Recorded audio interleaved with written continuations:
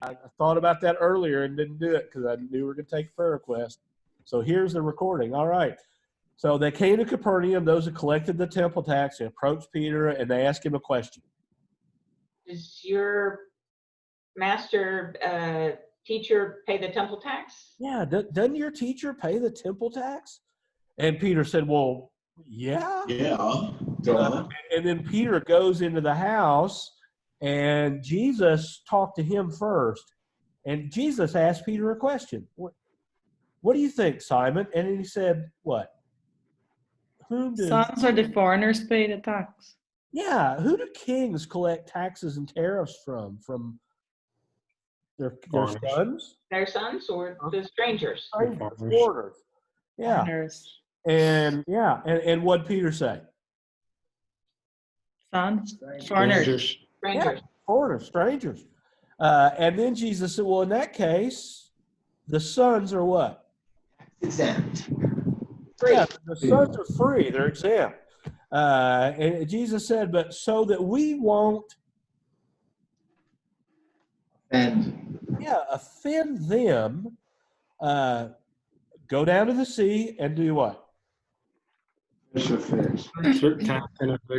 Yeah, cast in a hook and take the first fish that you what? Catch. You catch. Do what with it? Open its mouth and take out the coin. Yeah, and take that coin. Give it to them for you and I. Pay for you and for me. Now, the very important piece of information that I did not include in the introduction, because I got distracted in my head, is that in Exodus, Moses told the children of Israel that they were to pay the temple tax. It was for all the males 20 years old and older. And that had continued through the ages. And also there seems to be in the Gospels, there is a house in Capernaum that ends up being a meeting place for the disciples and Jesus. And it was Peter and Andrew's house, which you can still see today when you go to Capernaum, one of my favorite cities in Israel. I mean, you can just smell the history in Capernaum. It's pretty awesome,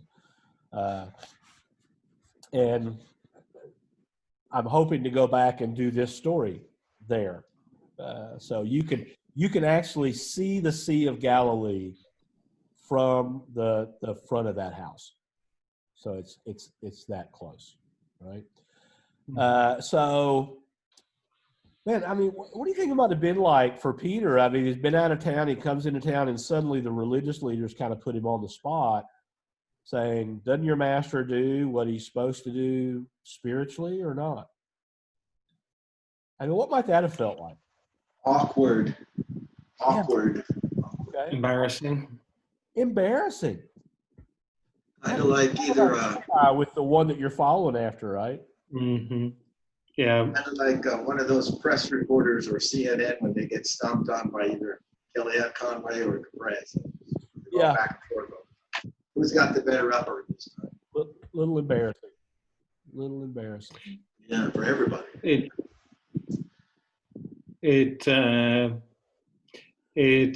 When you talk to those extremely religious people, I never find it a fun conversation.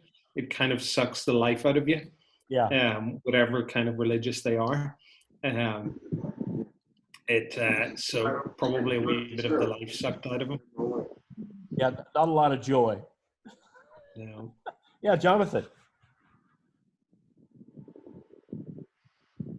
They must have felt like awkward or like embarrassed or confused, or maybe like made them think it's like, does he or does he not? Okay.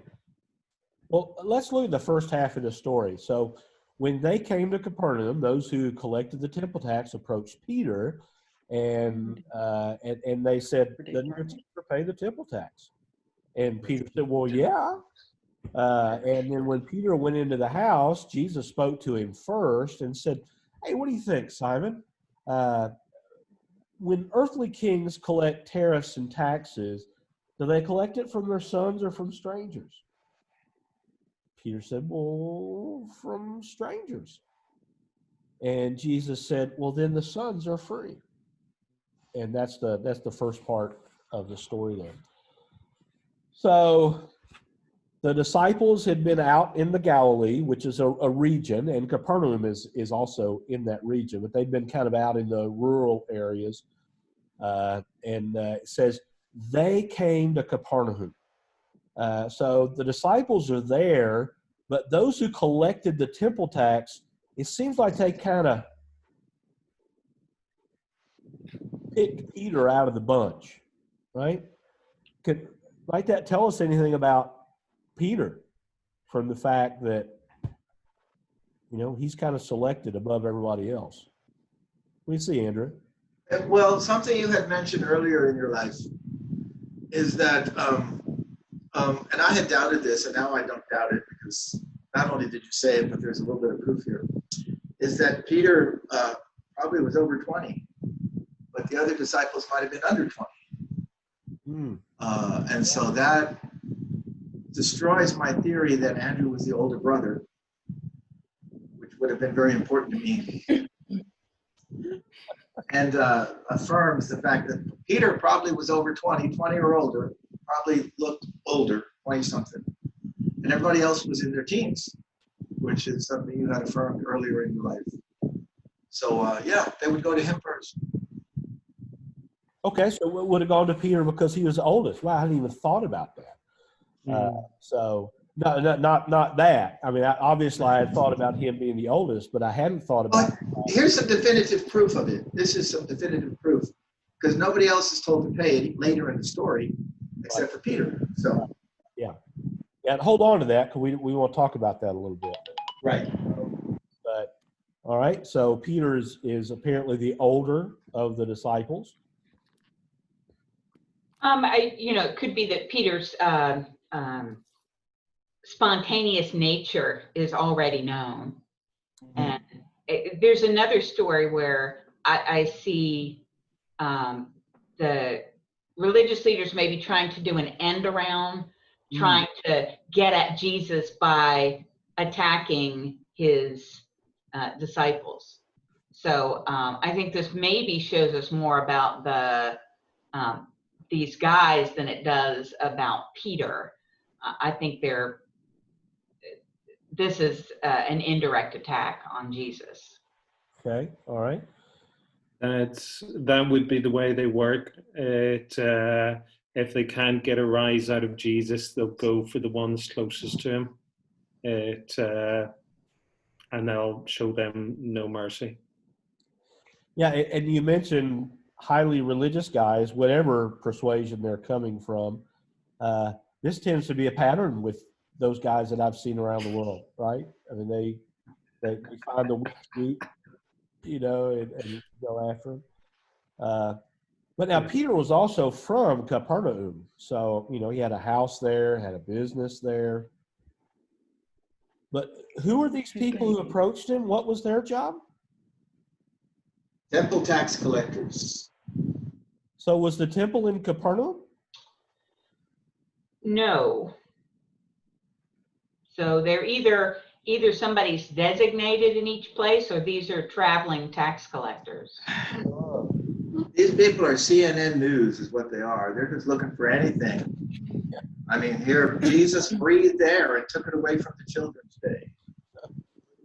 Right, but might that tell us something about the importance of this temple tax to the nation if they're in Capernaum and there's somebody, I like what you said there, Diane, either they're traveling around or these are local guys, that's their main job.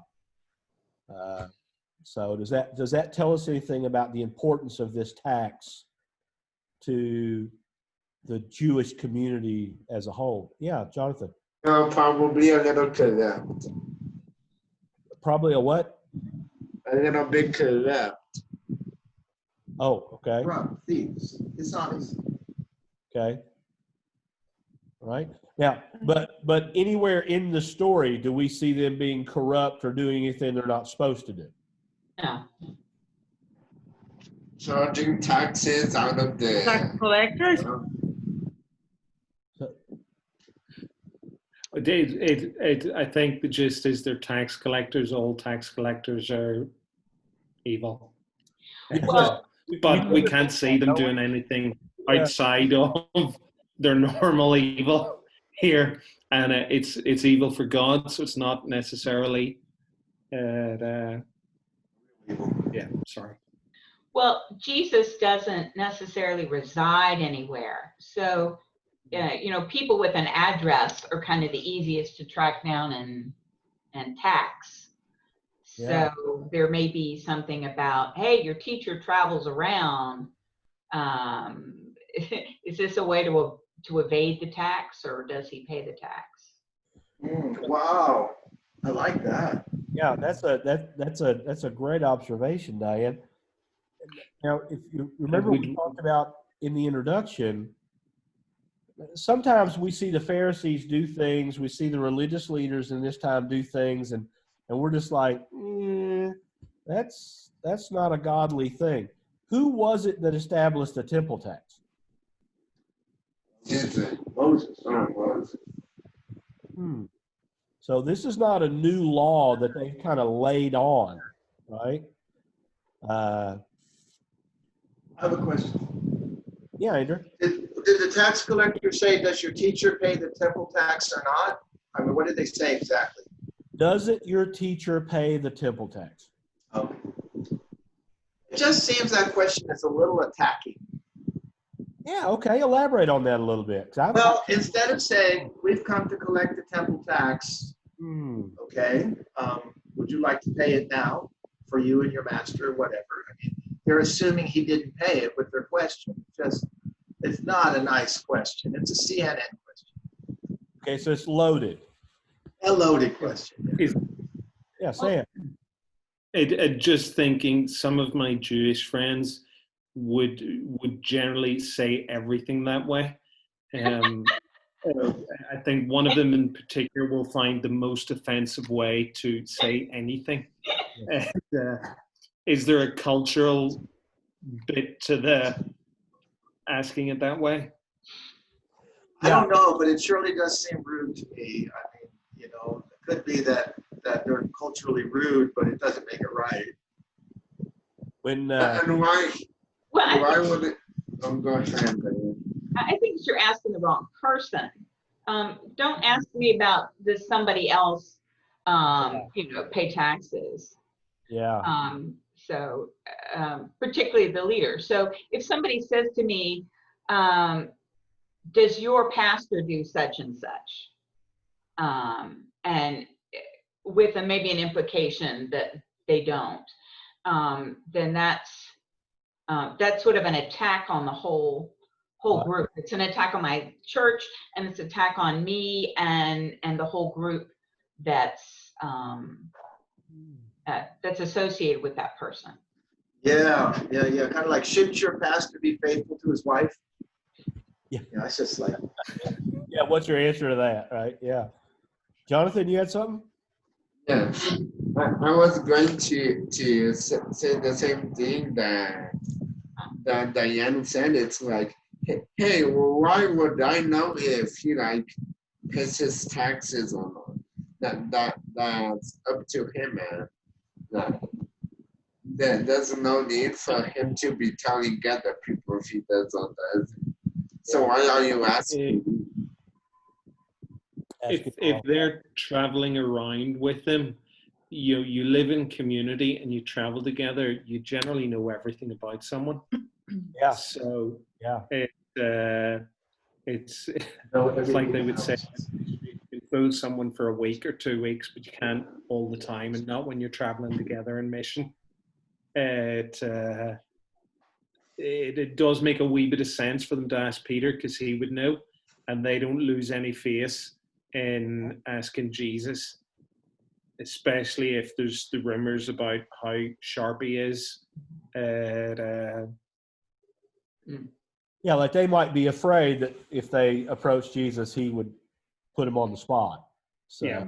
I can see that. You might ask them that question that he asked Peter. Well, let's jump into there a little bit.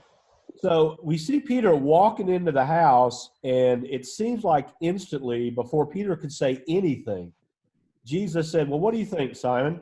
And I find it interesting he calls him Simon here and not. He said, what do you think, Simon? Who do earthly kings collect taxes and tariffs from?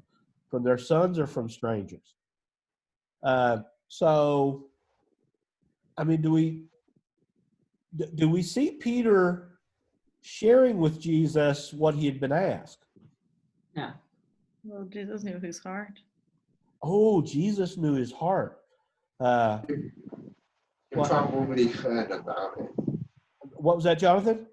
He probably was hearing the whole conversation. Was hearing the whole conversation. Okay. He might have, with windows and houses being open and the streets being narrow.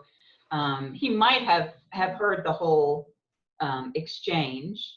Yeah, that's a Who possibility. knows? These guys might be saying it loud enough to project into the house on purpose. I can see that. Yeah, Andrew. Not taking anything away from Jesus' ability as God to know things. In this case, Jesus might have noticed the temple tax people, knew that Peter would run into them, knew the conversation would take place. Just not a supernatural thing. I might have just been a natural, I'm a pretty smart guy thing. But he also does know everything in people's hearts too, as Sam's daughter mentioned. Thank you. Oh, sure. Saves my day. It in a way, Jesus is kind of going, this is a good teaching moment for Peter. Let's get him thinking. He's just got troubled. Now I'll make him think. Yeah, and man, Sam, I love that because Jesus is a rabbi and he taught like a rabbi. I mean, what else could he have done here instead of asking Peter this question about kings and taxes and tariffs? I mean, could he approach this in a different way? Yeah. I don't think we even know that Peter's necessarily upset about it. After all, when I read a lot of these stories, I realize how sharp-tongued I am, because when we do these option things, I think of things that I would have said. And I'm like, well, good thing for me. But it's a pretty, well, yes. And he doesn't, come back with anything. And so maybe he's thinking about it, but maybe it wasn't so upsetting.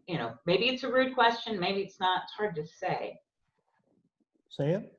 I did Totally unconnected. Are you of Jewish heritage, Diane? Oh, no. No. Okay. Just wondered. I was raised in a Jewish home in high school. And as a Southern boy from the southern part of the United States, which is a totally different culture than the northern part, I can remember the first month that my mom and stepfather got married. My stepfather was a wholesale diamond dealer, and we had two Hasidic Jews come from New York and stayed in our apartment. And they had the curly cues and the black hats and the robes and all that. And I'd never been around anybody like that before. I mean, they were just yelling at each other all the time. I mean, everything was just right there in your face. And I spent that entire weekend going, I literally did not know how to respond. I just thought they were mad all the time. And it probably took me about 6 or 7 months being immersed in the culture to begin to finally scratch the surface of understanding. So, but not even that that Jesus is mad or that Peter is mad, but as a teacher, rather than asking Peter a question or asking, Simon a question. How else could Jesus have responded? Cheryl? Could have just told him the facts, you know. You didn't have to ask him his opinion. Yeah, I mean, that's kind of the way we do it today, right? In our culture, instead of asking people questions who we're trying to teach, we just tell them what they need to know, right? That's the very Western way. Andrew? Jesus could have really just come right out and said, the temple was built for my benefit. I gave the instructions on how to build it. I anointed the people to do the artisan work. I'm not paying the tax for what I did. You know, it's for me. The tax is for me. Yeah. And he would have been right? It would have been right, yeah. I mean, it would have been legit. But he didn't do that. It was here for man.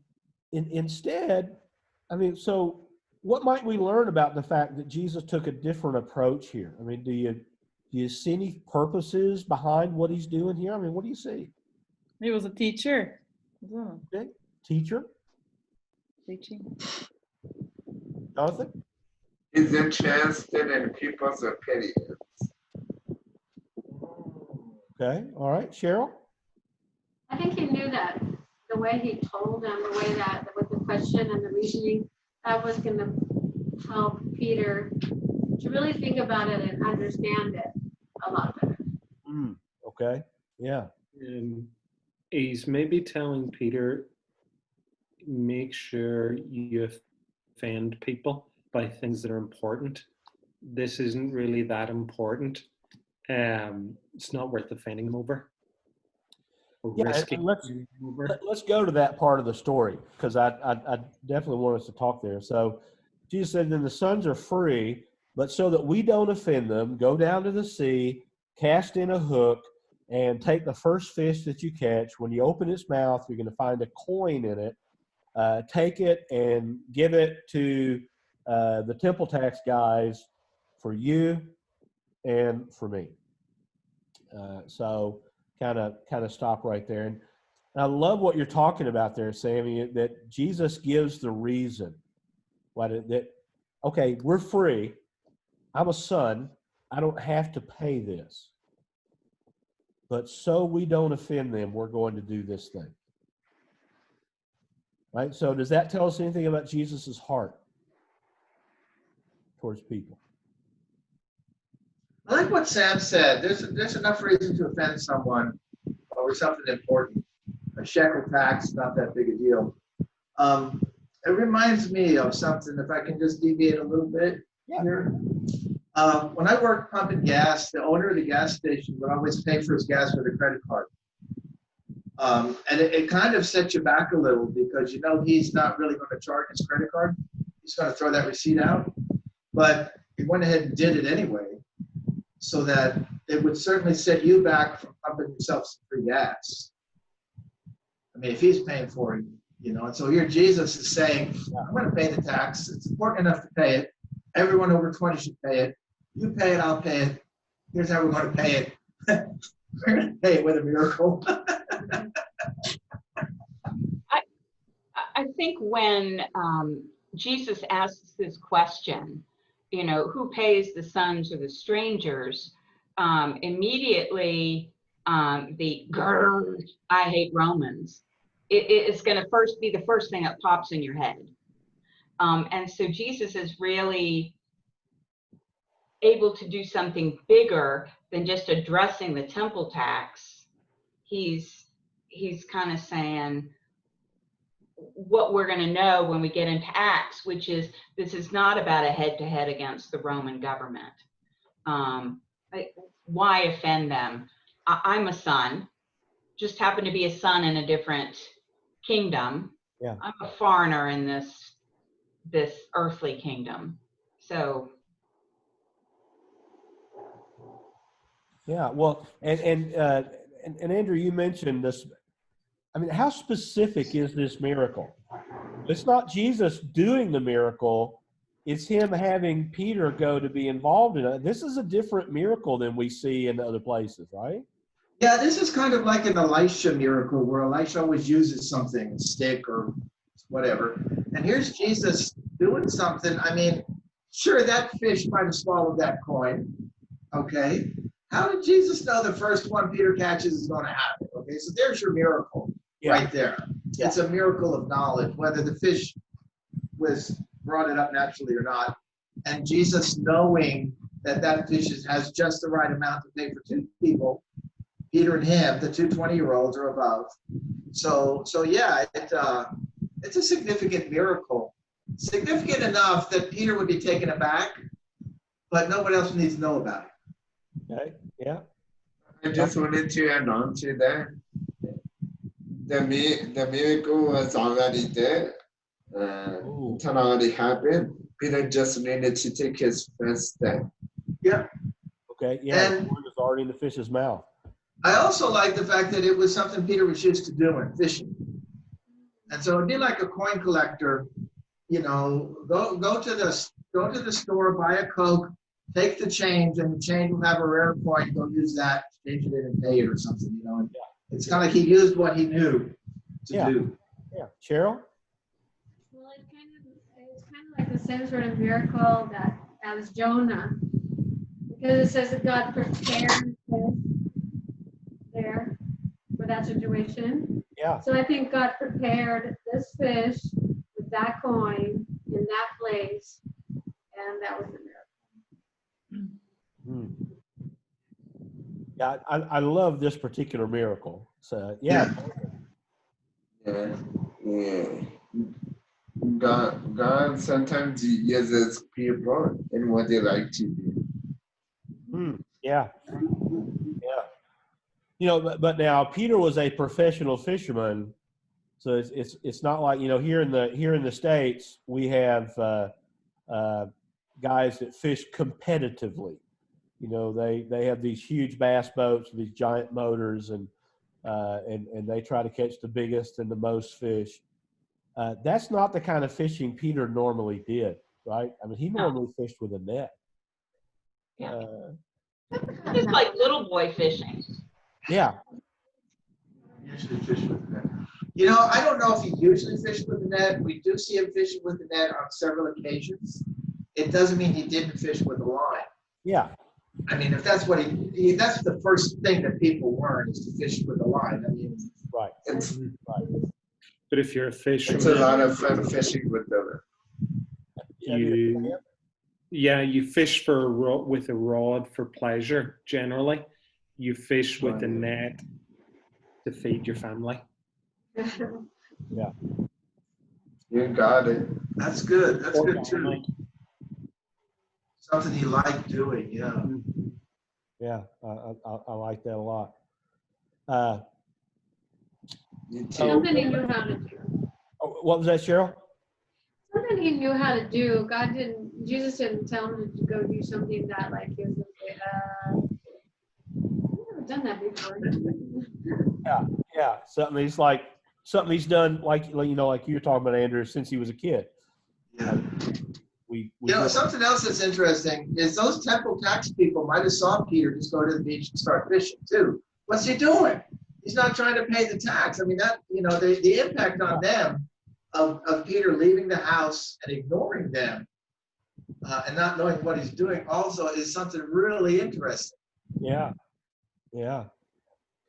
Well, let's go back to the coin. So, you know, at the start of the story, it says they came to Capernaum.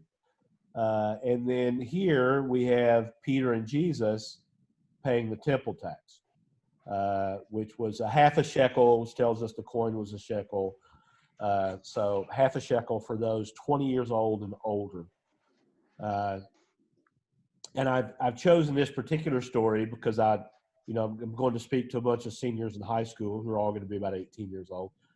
And we have in here in the United States, we have so reduced the expectations on younger people. We want you to be adolescents until you're 30 at this point. You know, people aren't getting married till they're 30 here typically now. You know, it's just growing and growing each year. Uh, and yet the guys that turned the world upside down were probably all around 20, right? So I wonder if that might tell us anything different about the abilities of younger people than than what, in particular, in the American society. I'd be curious in Mexico and in Ireland if younger people are given more responsibility there than what we see here. Just or if there's that extended adolescence. There is to a certain extent. There is to a certain extent. Culturally, people get married later. But in other ways, there is, maybe because it's not the same pressure of the college system and getting into big hulks of debt like that. Yeah. There's a lot of walks of life that are more apprenticeship. And I don't know why I'm thinking of it here, but there's one part of the country that during our conflict, the terrorists were really, really good at what they did. And I read about them there once, and they started the children when they were maybe early teens, giving them a wee job to do. So by the time they hit 18 years old, they had a gun in their hands, and they were the kind of people the British soldiers were scared of. But they were being taught over years to fulfill that role. Yeah. Yeah. I started working. Mm-hmm. Sylvana's just saying she started working when she was 15, and university she did at night after she finished her job, and master's the same way. So just finished her master's around the time we got married at 27. Okay. Well, I'm curious. I know you guys do ministry with the travelers. Do you see a difference among the traveler culture? Yeah, it's very much about the man providing for the family, and the girl looking after the home. They'll generally leave school around 13 or so, and there's lots of their culture that's very good, but there's lots of it that's very, very, very bad. But young boys would be considered men at what age? 14 or 15? I don't know exactly. Kathy would know for sure, but from around 13, they're expected to, and they're treated like, I think, they're hanging with the men and learning to fight and look after themselves. And they would be married earlier, right? Not necessarily like in their teens. Late teens, probably. I'd guess. I'd guess very few would go on to university education if they even finish school at all. They'd be the very Maybe the girls would don't. and the girls probably wouldn't at all. Right. Yeah, we see that in a lot of cultures around the world. Huge dowries, apparently, for taking the man's earning power out of the family,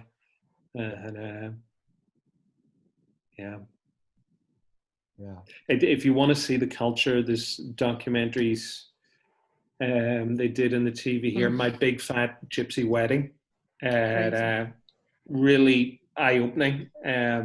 Mostly Irish gypsies based in England, but the sums of money spent on the weddings, unbelievable, and the dresses, unbelievable. Yeah. They're so heavy that hurts them. Wow. They put lights on it, and it's crazy. Wow, I'll have to watch that because I've been enamored with the gypsy traveler culture for years. They're fascinating. There's There is a book a English Methodist guy wrote on the revival among them in Europe that started in the 70s. That's just fascinating. Huh. Because about 20% from none in the early 70s, maybe to today, 20% of them would be born again Christians of the Roma tribe in France. And it all started with one woman in one city that son was dying of cancer.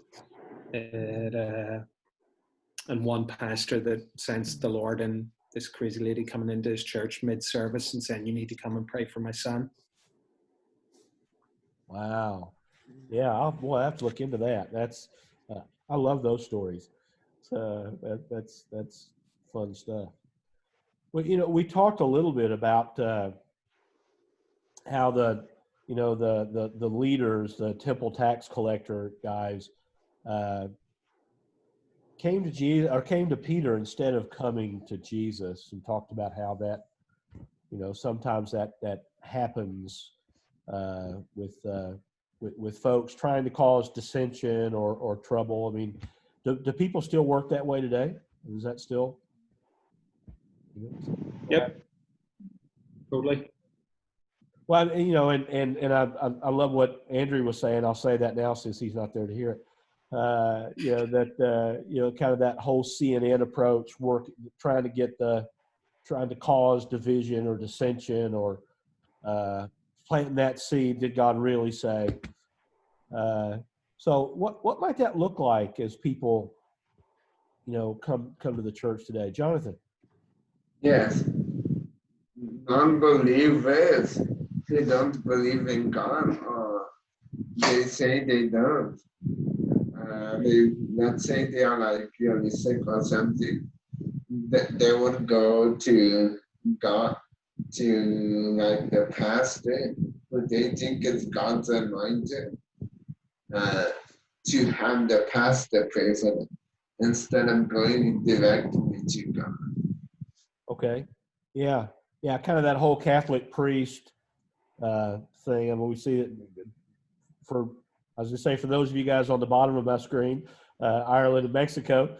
I mean, that's that whole Catholic culture deal of, I don't want just Fred praying for me. I want the preacher praying for me. I can't tell you how many times I've been called father by former Catholics who were coming to me, talking to me about spiritual things. Father Butch. So, yeah. I can think of the church I grew up in as a kid, and the pastor would try and change some things that needed changing badly. Yeah. And I remember 2 or 3 pastors through my childhood that they managed to drive out these religious people. And I remember the one that was the biggest influence on me, they couldn't get him. And so they went after his wife and they couldn't get her. And then they went after his kids. And it was nasty. But he joked to me once, it was terrible, because I knew exactly who he was talking about when he said it.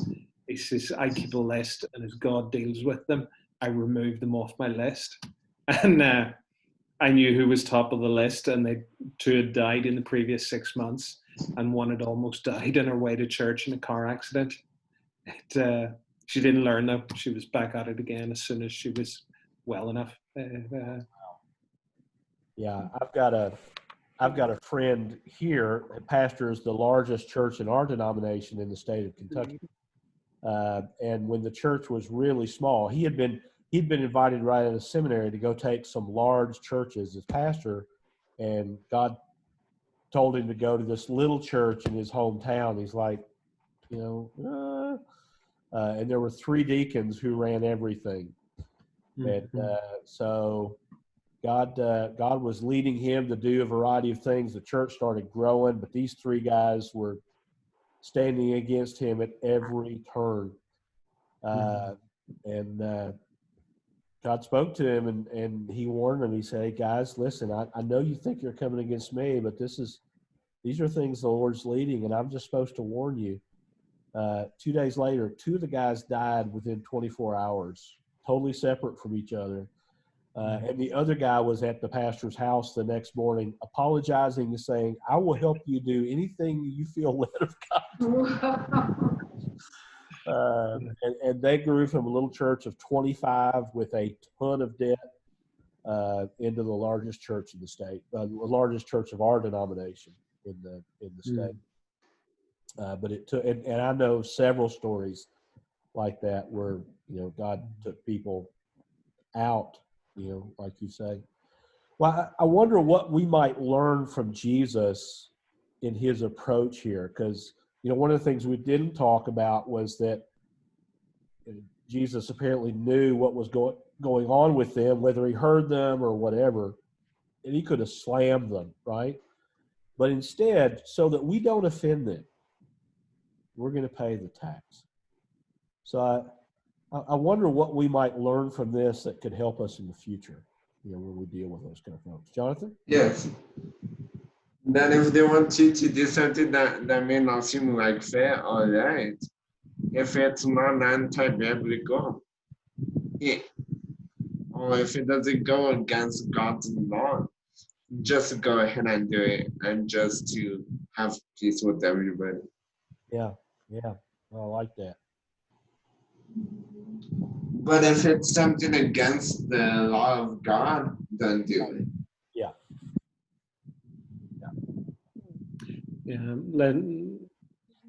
just what Johnny said there, let them get offended by the gospel and important stuff. But if it's in that not important category, Yeah, I was save it for when it's more worthwhile. Yeah, I was talking to a young man who I've known for years. Actually, married, he and his wife. We had about a 2.5 hour conversation on their porch yesterday, and you know, with all the stuff coming up today, things are changing here in the States for Christians rapidly. The church is quickly becoming a cultural enemy, which is new for, you know, for people my age. This is something brand new I've never seen before. You know, the Lord kind of warned us about that, right? So we shouldn't be surprised. But I have people all the time come to me. The whole gay lesbian thing is, you know, they want to ask you questions so they can spring the trap. You know, so you hate homosexuals, kind of, which if you don't agree with everything they're doing, then the next step is you hate them. And so if somebody comes to me with that conversation of, so, well, what about homosexuality, man? I can't believe what you guys believe about homosexuality. And I usually stop them and say, well, let's talk about some really weird stuff that I believe, all right? Because let's talk about the essence of what I believe as a Christian. I believe there was a guy who was dead and decided he didn't want to be dead anymore. And he chose to come back to life on his own. So if we want to talk about something weird that I believe, let's talk about that. You know, and just take them. If I want, and like you said, Sam, if I wanted to be offended by something, I wanted to be offended by the truth of the gospel. And if you cut down to the core of what we believe, it's insane if it's not true. Right? If there really wasn't a man who chose to come back to life, then what we believe is nuts. Paul says that, right? And we're the most miserable of everybody. But if there was a guy who was able to make that decision on his own, then he should be heeded and paid attention to.